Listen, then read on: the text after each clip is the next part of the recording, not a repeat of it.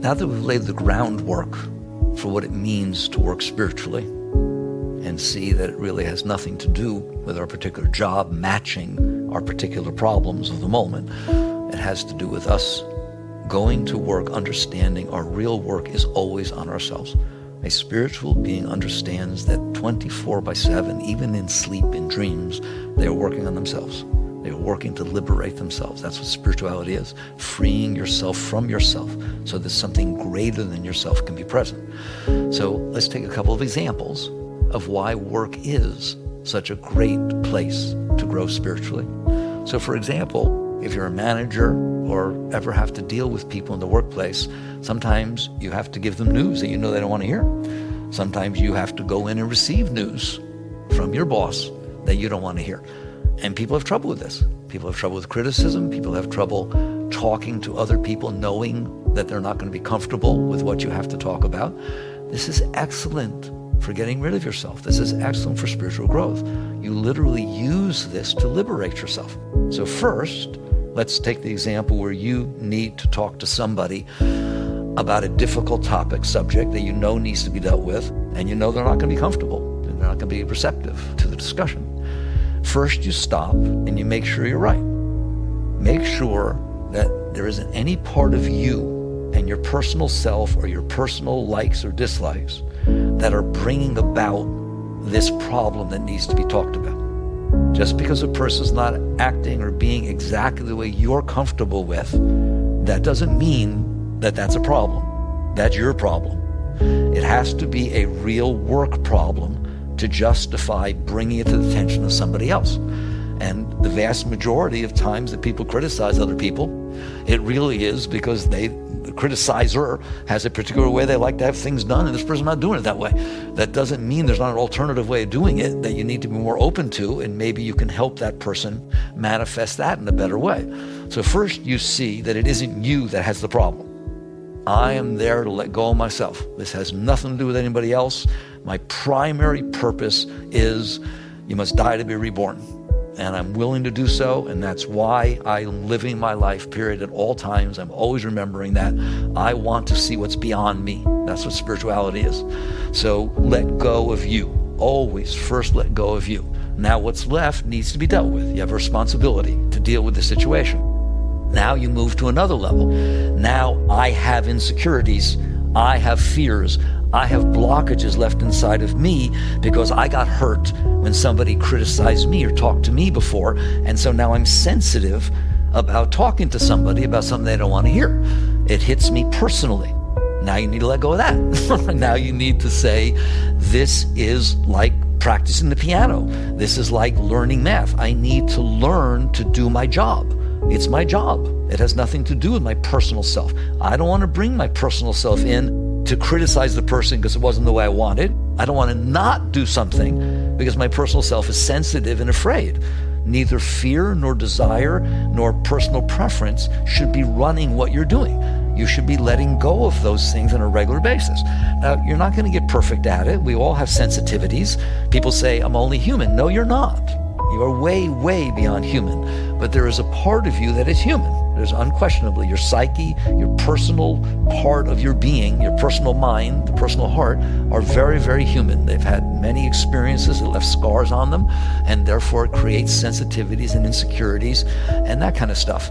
You need to be willing to say, the purpose of my life is to go beyond that, is to let go of that. Here is a situation where I don't want to criticize a person. It's not like I enjoy it, but I need to be doing this. It's my job. Therefore, I'm going to learn to do it to the best of my ability and not let my own insecurities and my own little weaknesses interfere with my ability to serve the moment that's in front of me. Now, it's not going to go away with one breath, all right? But it is going to go away with a bunch of breaths.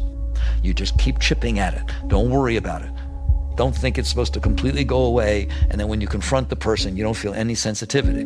All I want is that before you confront the person, you center enough to relax through this and realize, yes, I have a problem. I have these sensitivities. I have these fears. I have these insecurities. I want people to like me, all right? I don't want to start an energy that causes a problem, right? But that's not my job. My job is more important than my personal self.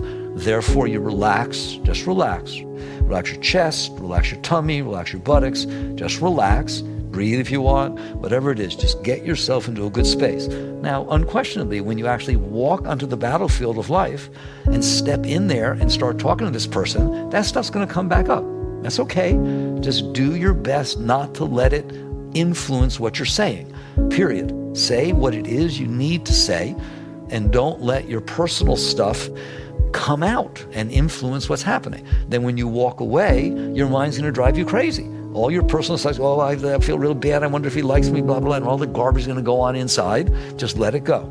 That's your spiritual growth. The entire process was your spiritual growth, not one thing. The process of making sure that you're not the problem at all. That's not why you're needing to talk to this person, because you had a problem with them. It has to be a real problem that's influenced work. So you let go of that.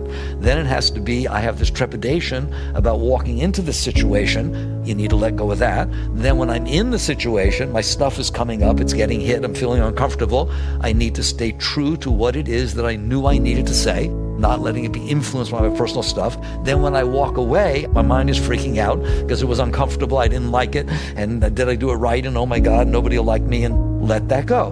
Because now you're on the battlefield and you're actually letting go of the real stuff that is keeping you from God.